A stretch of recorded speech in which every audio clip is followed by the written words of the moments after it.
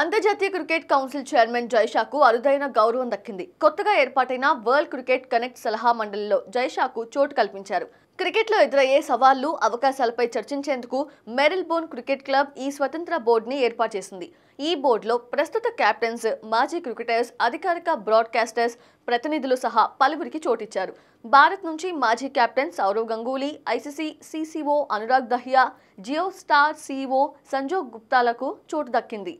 వీరితో పాటు Kumar Sangakkara, Chris Dehring, Mel Jones, Heather Knight, Trudy Lindblade, Heath Mills, Imtiaz Patel, Graeme Smith, Andrew Strauss డబ్ల్యూసీసీలో సభ్యులుగా ఉన్నారు. ఎంసీసీ వరల్డ్ క్రికెట్ కమిటీ స్థానంలో ఈ డబ్ల్యూసీసీని తీసుకొచ్చారు. గతంలో ఎంసీసీ వరల్డ్ క్రికెట్ కమిటీ చేసిన పనులు ఇక నుంచి డబ్ల్యూసీసీ ద్వారా చేయబోతున్నారు. భారత క్రికెట్ నియంత్రణ మండలి కార్యదర్శిగా పనిచేసిన జైషా ఇటీవలే ఐసీసీ చైర్మన్గా ఏకగ్రీవంగా ఎన్నికైన విషయం తెలిసిందే. గత డిసెంబర్లో ఆయన ఐసీసీ చైర్మన్గా బాధ్యతలు చేపట్టారు. ఇటీవలే ఆయన అంతర్జాతీయ ఒలింపిక్ కమిటీ చీఫ్ థామస్ బాచ్తో ప్రత్యేకంగా భేటీ అయ్యారు. దాదాపు 128 ఏళ్ల తర్వాత తొలిసారి ఒలింపిక్స్లో క్రికెట్ని ప్రవేశపెట్టిన నేపథ్యంలోనే ఈ సమావేశం జరిగిందని ఐసీసీ ప్రకటించింది.